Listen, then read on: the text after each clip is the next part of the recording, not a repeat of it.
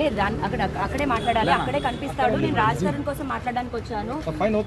తను phone off చేసుకొని తప్పించుకుంటూ తిరుక్కుంటూ శేఖర్ భాష అనే వ్యక్తిని పంపించి మొత్తం క్యారెక్టర్ అసోసియేషన్ చేసుకుంటూ మాట్లాడుతుంటే వెళ్ళనివ్వాలండి. మీరు ఆపకూడదు, దయచేసి ఆపకూడదు, వెళ్ళనివ్వాలి. ప్రపంచంలో ఎక్కడున్నా నేను ఇది ఆగడం అన్నది జరగదు. దయచేసి నన్ను వెళ్ళనివ్వండి. చెప్పండి అసలు దేనికోసం మీ పోరాటం? సార్ నా రాజ్ కోసమే పోరాటం. అది దేవుడి నుంచి చెప్తున్నాను, నేను అందరికీ చెప్తున్నాను. నా రాజ్ కోసమే పోరాటం. నా రాజు చూడనివ్వండి, రాజు దగ్గరికి వెళ్ళనివ్వండి. ఆవిడ సినిమా కోసం ఉన్న ఆవిడ సినిమా కోసం వచ్చి ఉంటే ఈ రోజు నేను ఇక్కడికి రాను. మరి వాళ్ళిద్దరు రోజు రాత్రులు ఎక్కడ గడుపుతున్నారు, పగలు ఎక్కడ గడుపుతున్నారు, మొగ్గుతో సంసారం చేసినట్టు ఎందుకు ఉంటుంది ఆవిడ నా భర్తతో?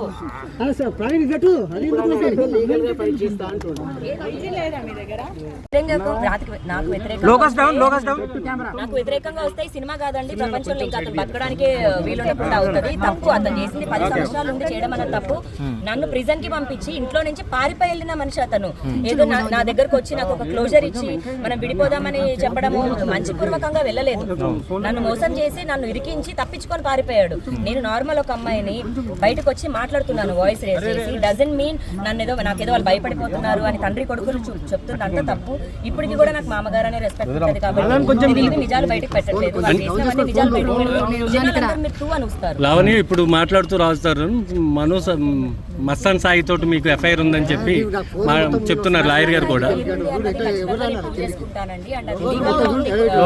లీగల్ గా ఉంది ఆల్రెడీ కేసు స్టేషన్ నడుస్తుంది కదా, అక్కడే చేసుకుంటాము. ఇప్పుడు అతను ఏం చేస్తున్నాడు అన్నది నేను ప్రూవ్ చేయాలనుకుంటున్నాను.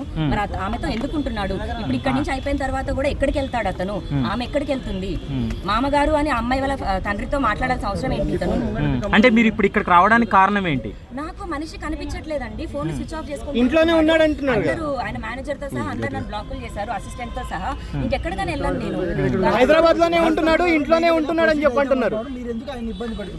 లీగల్ గా ఏమని ప్రొసీడ్ అవుతారండి? ఏమని వదిలించుకోవడానికి 10 సంవత్సరాలు ఏమైనా కుక్క పిల్లనా తీసుకొచ్చుకొని అతనంతా ఉంచుకొని అతనికి ఇష్టం లేనప్పుడు